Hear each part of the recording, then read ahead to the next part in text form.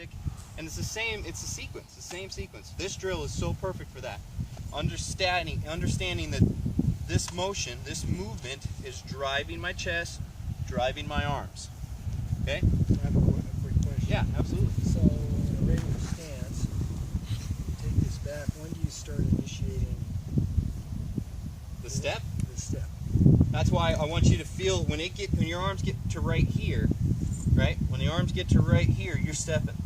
On the backswing? On the backswing. On a regular swing without having Oh, your feet no, not during the drill. You're right. So on a regular swing, I want you to feel like you're initiating your downswing. Probably if you look at Rory McIlroy, his club's actually moving back while he's moving forward. So that's necessarily I don't want you thinking about, because that's actually something that could cause some troubles in your golf swing. If you're in a normal, that's why I just want you to do the drill to get your body more aware of it, and I think your body will then respond once you start developing that motion.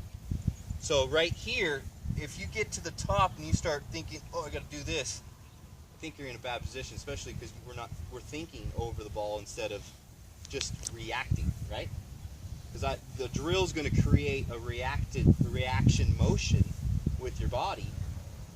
If you start thinking about, okay, I initiate the downswing now with my lower body, then you're already kind of out of your target oriented or whatever your goal was when you got stepped over that line. Does that make sense? Mm-hmm. So, gotta kind of be aware of not thinking about too many things, and that's that sequence, that downswing of initiating the lower body. If you look at all the pros won't tell you that I think about my left hip moving first or whatever the case may be, because I've actually listened to videos. They think they're pulling their handle down, but in the real video, their lower body is doing it, and they're doing that.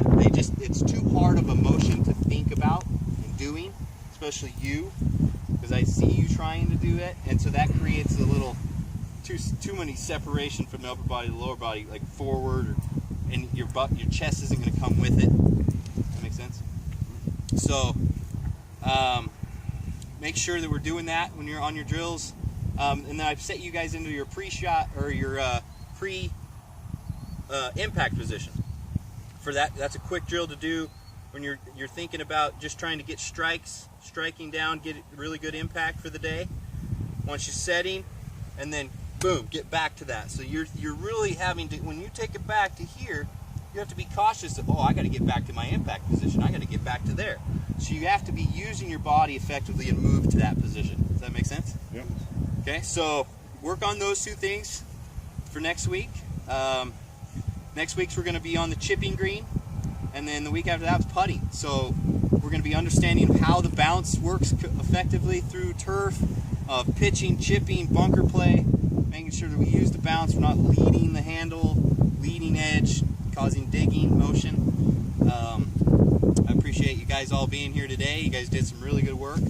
I thought that the drills were really effective and they were working. I saw a lot of lower body motion, a lot of lower body movement towards the target, and that's what we're wanting to work on. So